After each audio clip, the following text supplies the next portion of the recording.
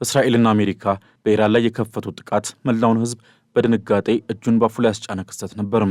የኢራኑ አይነኬ ሁለንተናዊ መሪ አያቶላህ አሊ ካሚኒ በእስራኤልና አሜሪካ በተፈጸመባቸው የተቀናጀ ጥቃት ላይመለሱም ይችን ዓለም በሞት ተሰናብተዋል። አያቶላህ አሊ ካሚኒ ለኢራናውያን መሪ ብቻ አልነበሩም። ለተከታዮቻቸው እሳቸው በፈጣሪ የተቀቡ ያሉት የሚተገበር እጅግ የሚደመጡና የሚከበሩ መንፈሳዊ አባቱ ነበሩ። ከሲቪል አስተዳደር እስከ ወታደራዊ፣ ከፖለቲካዊ እስከ ሃይማኖታዊ ጉዳዮች ላይ ያሉ የኢራን ከፍተኛ ውሳኔዎች የሚሰጡት በእኚሁ የኢራን መሪ ነበር። ከዚህ በኋላ ወሳኙ ጥያቄ አያቶላህ አሊ ካሚኒን ማን ይተካል? እውን በኢራን የመንግስት ለውጥ ይመጣል የሚለው ነበር። የኢራን እስላማዊ ሪፐብሊክ ከ35 ዓመታት በላይ በአያቶላህ አሊ ካሚኒ ብረት መሳይ አመራር ስር ከቆየች በኋላ ዛሬ ታሪኳን የሚቀይር እጅግ አደገኛና ምስቅልቅል ያለ ምዕራፍ ላይ ትገኛለች። ሀገሪቱ በአሜሪካና በእስራኤል ተከታታይና አውዳሚ የአየር ድብደባዎች እየታመሰች መሪዎቿም አንድ ባንድ እየተለቀሙ ባለበት በዚህ አስፈሪ ሰዓትም የኢራን የሊቃውንት ጉባኤ በቁም ከተማ ባደረገው እጅግ ምስጢራዊ ስብሰባ አዲሱና ሶስተኛውን የሀገሪቱን ጠቅላይ መሪ ሰይሟል። ይህ አዲስ ተሿሚ የሟቹ መሪ አሊ ካሚኒ ሁለተኛ ልጅ የሆኑት ሞጅታባ ካሚኒ ናቸው። ሞጅታባ ካሚኒ ወደ መንበሩ መውጣታቸው ለብዙዎች አስገራሚ ባይሆንም የተሾሙበት ወቅትና ሁኔታ ግን ሀገሪቱን ወደ ለየለት የእርስ በርስ ትርምስ ወይም ወደ ተጠናከረ ወታደራዊ አምባገነንነት ሊመራት እንደሚችል የፖለቲካ ተንታኞች ይገልጻሉ። ሞጅታባ ካሚኒ ማን ናቸው? ከጥላ ጀርባ የነበረው የስልጣን ጉዟቸውስ ምን ይመስላል? በሹመታቸው ሰዓት የተሰነዘረባቸው ጥቃትና የዓለም ምላሽ ምን ይመስላል? የሚሉትን ነጥቦች በዝርዝር መመልከት የዛሬው ትኩረት ማዕከላችን ነው። አብራችሁን ቆዩ።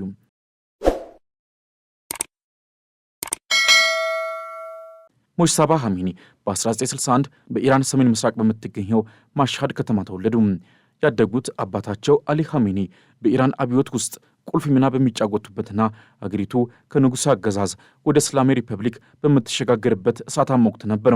ገና በ17 ዓመታቸው የኢራንና የኢራቅ ጦርነት ሲቀሰቀስ ሞጅታባ ትምህርታቸውን አቋርጠው የፓሲጅ በጎ ፈቃደኛ ሚሊሻን በመቀላቀል ግንባር ድረስ ሰምተዋል። በጦርነቱ ወቅትም ያሳዩት ቁርጠኝነትና የገነቡት ወታደራዊ ትስስር ዛሬ በኢራን ውስጥ እጅግ ኃያል ሆነው የአብዮታዊ ዘብ ጦር ቅርብ እንዲሆኑ መሰረት ጥሏል። ከጦርነቱ በኋላ ወደ ሃይማኖታዊ ትምህርታቸው በመመለስ በቆምና በቴህራን ታዋቂ ከሆኑ መምህራን ዘንድ ትምህርታቸውን ተከታትለዋል። ሆኖም ሞጅታባ ከወንድሞቻቸው በተለየ መልኩ ወደ ሃይማኖታዊ ስልጣን ሳይሆን ወደ ፖለቲካና ደህንነት መዋቅር ይበልጥ ያደሉ ነበሩ።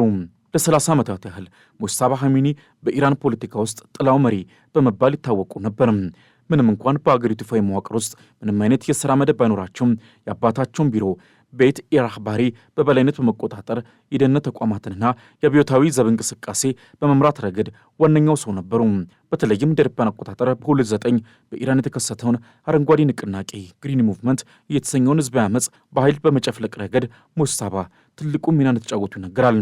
ይህ ድርጊታቸው በአገሪቱ ወግ አጥባቂዎች ዘንድ የስርዓቱ ጠባቂ የሚል ስም ሲያሰጣቸው፣ በተቃዋሚዎችና በሰብአዊ መብት ተሟጋቾች ዘንድ ግን ጨካኝና ጸረ ዲሞክራሲ የሚል ስም አትርፎላቸዋል።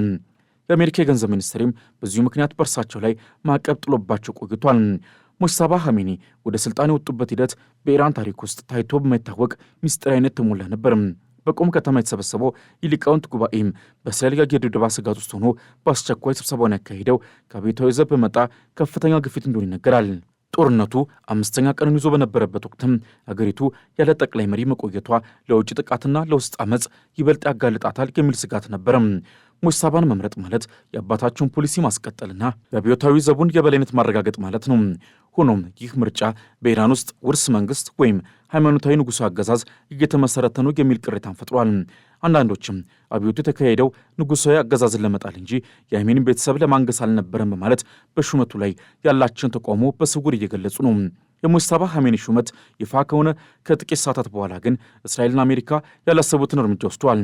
የእስራኤል ጦር በይፋ ባስተላለፈው ማስጠንቀቂያም አዲሱን መሪም ሆነ እርሳቸውን የመረጡትን የሊቃውንት ጉባኤ አባላት ማደናችንን እንቀጥላለን ብሏል። ብዙም ሳይቆይ በቁም ከተማ የሊቃውንት ጉባኤው ስብሰባውን በሚያካሄድበት አካባቢና በአዲሱ መሪ መኖሪያ ቤት ተብሎ በሚጠረጠር ስፍራ ላይ ከፍተኛ የአየር ጥቃት መፈጸሙን ዘግቧል። የኢራን መገናኛ ብዙሃን ስለ ጉዳቱ ዝርዝር መረጃ ባይሰጡም በቁም ከተማ 3 ኢንዱስትሪና ወታደራዊ ቀጠናዎች መመታታቸውን አረጋግጧል።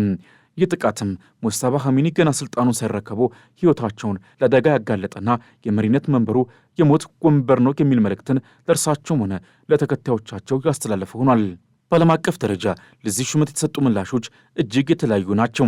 የአሜሪካው ፕሬዚዳንት ዶናልድ ትራምፕ ሙጅተባ ኻሜኒን ተቀባይነት የሌላቸው መሪ አድርገው ፈርጀዋቸዋል። ትራምፕ ኢራን ያለምንም ቅድመ ሁኔታ እጅ መስጠት አለባት ከሚለው አቋማቸው በተጨማሪ አዲሱ መሪም የአሜሪካ ቀዳሚ ኢላማ እንደሚሆኑ ፍንጭ ሰጥተዋል። ትራምፕ ኢራንን ዳግም ታላቅ እናደርጋታለን ሚጋ የሚለውን አዲስ መፈክር ይዘው የቀረቡት አሁን ያለውን የኢራን መንግስት መዋቅር ሙሉ በሙሉ አፍርሶ በአሜሪካ ፍላጎት የሚመራ አዲስ አስተዳደር ለመመስረት ያላቸውን ህልም የሚያሳይ ነው።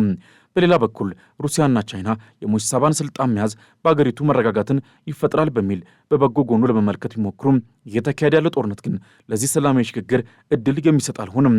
የሙጅተባ ኻሜኒ ወደ ስልጣን መምጣትም በመካከለኛው ምስራቅ ለሚገኙ የኢራን አጋሮች በተለይም ለሂዝቦላ፣ ለሐማስና ለሁቲ አማጽያን ትልቅ ትርጉም አለው። ሙጅተባ ለዓመታት ከእነዚህ ቡድኖች ጋር የቅርብ ግንኙነት የነበራቸውና ለወታደራዊ ድጋፋቸው ቀና አቀነባባሪ እንደነበሩ ይነገራል። ስለዚህ እርሳቸው ጠቅላይ መሪ መሆናቸው ኢራን በአካባቢው የምትከተለውን የመቋቋም መስመር ወይም አክሲስ ኦፍ ሬዚስታንስ ይበልጥ አጠናክራ እንድትቀጥል ያደርጋታል ተብሎ ይጠበቃል። ሆኖም አገሪቱ በአሁኑ ወቅት በኢኮኖሚ ውድቀት፣ በነዳጅ እጥረትና በከባድ የህዝብ ቅሬታ ውስጥ መሆኗ ሙጅተባ እንደ አባታቸው በቀላሉ ህዝቡን ለመቆጣጠር ይቸገራሉ የሚል ግምቶች አሉ። በተለይም በቅርቡ በደረሰባቸው ጥቃትና በእስራኤል የማደን ዘመቻ ምክንያት አዲሱ መሪ አብዛኛውን ጊዜያቸውን በመሬት ስር ባሉ ምሽጎች ውስጥ ተደብቀው ለማሳለፍ ሊገደዱ ይችላሉ። በኢራን የውስጥ ፖለቲካ ውስጥም ሙጅተባ ኻሜኒን የሚቃወሙ ወገኖች ጥቃቱን እንደ አጋጣሚ ሊጠቀሙበት ይችላሉ። በሊቃውንት ጉባኤ ውስጥ ምርጫው በአንድ ድምፅ እንዳልተካሄደና አንዳንዶች በሙጅተባ ሹመት ላይ ያላቸውን ጥርጣሬ እንደገለጹ መረጃዎች አሉ። ሀገሪቱ በጦርነት ውስጥ ባለችበት በሆነ ወቅትም ልምድ የሌላቸውንና በህዝብ ዘንድ ተቀባይነት የሌላቸውን ሰው መሾም ራሱን ስርዓቱን ለአደጋ ያጋልጣል የሚሉ ድምጾች እየተሰሙ ነው። በተለይም የቀድሞ ፕሬዚዳንት ሐሰን ሮሃኒ እንዲሁም መሐመድ ጃቫድ ዛሪፍን መሰል ተገቢነት ያላቸው ተብለው የሚታወቁ ፖለቲከኞች በሙጅተባ ሹመት ምክንያት ሙሉ በሙሉ ከጨዋታ ውጭ መደረጋቸው በኢራን የላይኛው ስልጣን እርከን ላይ ክፍተት እንዲፈጠር አድርጓል። ወደፊትስ ምን ይጠበቃል? ሙጅተባ ኻሜኒ ስልጣኑን ተረክበው ጦርነቱን መምራት ይችላሉ ወይስ እንደ አባታቸው በአጭር ጊዜ ውስጥ የእስራኤል ሚሳኤል ሰለባ ይሆናሉ የሚለው የዓለም ትልቁ ጥያቄ ነው። አዲሱ መሪ የገጠማቸው ፈተና እጅግ ውስብስብ ነው። በአንድ በኩል አገሪቱን ከእስራኤልና ከአሜሪካ የጥፋት ድብደባ ማዳን፣ በሌላ በኩል ደግሞ በውስጥ የሚቀሰቀሰውን ህዝባዊ አመፅ መቆጣጠር ይኖርባቸዋል።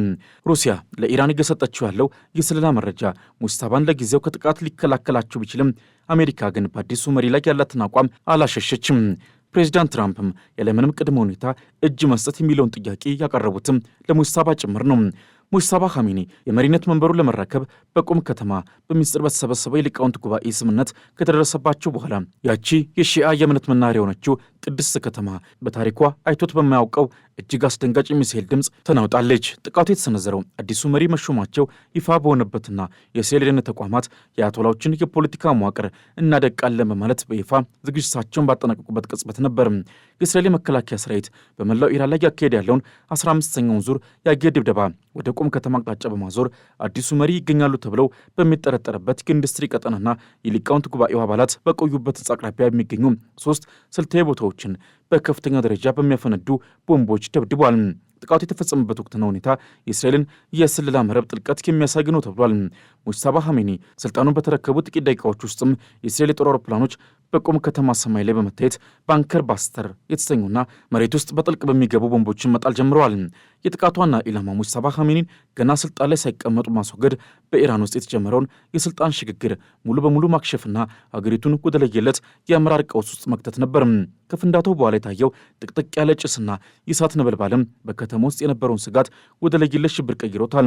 ሪፖርቶች እንደሚጠቁሙት ከሆነ ጥቃቱ በተፈጸመበት ወቅት አዲሱ መሪ በከፍተኛ ሁኔታ በተጠበቀ የመሬት ስር ምሽግ ውስጥ እንደነበሩ ቢታመንም የፍንዳታው ኃይል ግን ህንፃዎችን ከስር መሰረታቸው የናጠና በመቶዎች የሚቆጠሩ ሰዎችን ለልፈትና ለመቁሰል የዳረገ ነበር።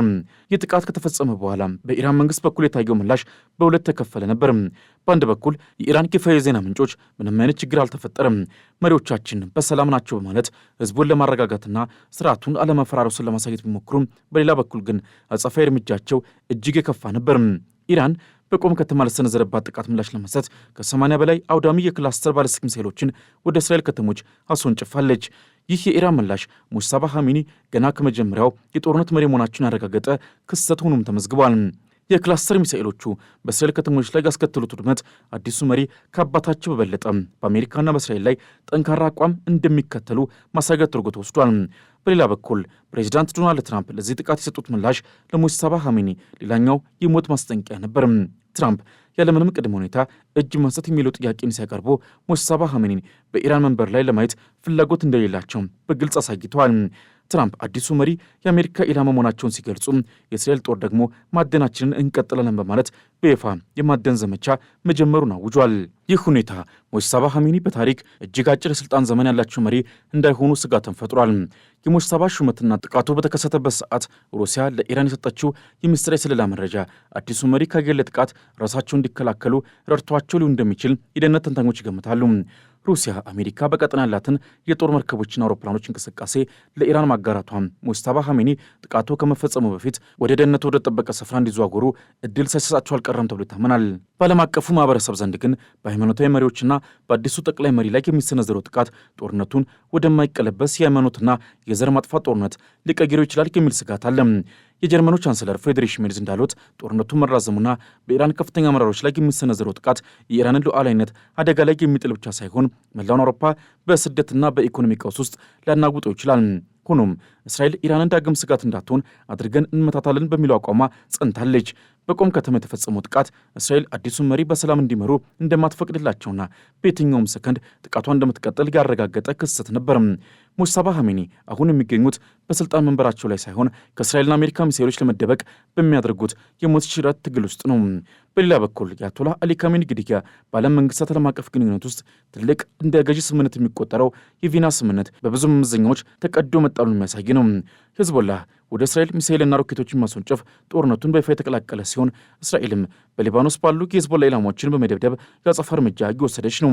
ጦርነቱ አድማሱን እያሰፋ ሲሆን ለዓለም ታላላቅ ተቀናቃኝ ሀገራትም ትልቅ የቤት ስራን ጥሎ አልፏል። አያቶላህ አሊ ኻሜኒ በሞት ያጧቸው ኢራናውያንም በከፍተኛ ሐዘንና ድንጋጤ ውስጥ ይገኛሉ። በሌላኛው አጽናፍ ደግሞ አሊ ኻሜኒ ያለ ገደብ የያዙትን የሀገሪቱን ስልጣን ተቃዋሚዎቻቸውን ገለል ለማድረግና ለማጥፋት ተጠቅመውበታል የሚሉ ተቺዎች የመሪውን ሞት በደስታ ተቀብለውታል። ግራም ነፈሰ ቀኝ ወጣም ወረደ በአያቶላህ አሊ ኻሜኒ የተፈጸመው ግድያ በዓለም የፖለቲካ መድረክ ትልቅ የታሪክ ጥፋቱን ተመዝግቧል። የዓለም ሀገራት የጋራ ስምምነቶችና ቀጠናዊ መተማመኖች ከዚህ በኋላ ያላቸው ዋጋ በእጅጉ ተሸርሽሯል። ከሁለተኛው ዓለም ጦርነት ወዲህ ዓለም ከመሰልና ትልቅ የእርስ በርስ ጦርነት ነጻ እንድትሆንና እንዲሁም አንድነትን ለማጠናከር የተመሰረቱ አሊያም የተሻሻሉ እንደ ተባበሩት መንግስታት ድርጅት ያሉ ስብስቦች ከመቼውም ጊዜ በላይ ስንጥቃት ገጥሟቸዋል። የሙጅተባ ኻሜኒ ሹመትም የኢራን እስላማዊ ሪፐብሊክ የመጨረሻው የህልውና ትግል ምዕራፍ ተደርጎ ሊወሰድ ይችላል። እርሳቸው ስልጣን ላይ መውጣታቸው ስርዓቱን ያጠናክረዋል ወይስ ወደ ፍጻሜው ያፋጥኗል የሚለው በቅርቡ የሚታይ ይሆናል። በሹመታቸው ወቅት የሰነዘረው ጥቃት ግን የሙጅተባ መሪነት በሰላም የሚቀጥል ሳይሆን በደምና በእሳት የተሞላ እንደሚሆን ፍንጭ ሰጥቷል። ዓለም አሁን በትኩረት የምጠበቀው አዲሱ የቴህራን መሪ የመጀመሪያውን ይፋዊ ንግግራቸውን መቼና ከየት እንደሚያደርጉ እንዲሁም ለአሜሪካ ያለምንም ቅድመ ሁኔታ እጅ ስጪ ለሚለው ጥያቄ ምን አይነት ምላሽ እንደሚሰጡ ነው። የሙጅተባ ኻሜኒ ታሪክ ገና አሁን ተጀምሯል። ነገር ግን አጀማመሩ በሀገሪቱ ሰማይ ላይ ከሚታየው የጥቁር ጭስና የሚሳኤል ፍንዳታ የተለየ አይደለም። ለዛሬ በዚሁ አበቃን። ቻናላችንን ሰብስክራይብ በማድረግ ቤተሰብ ይሁኑ። በሚቀጥለው ጊዜ እስክንገናኝ ድረስ ሰናይ ጊዜ ይሁንላችሁ።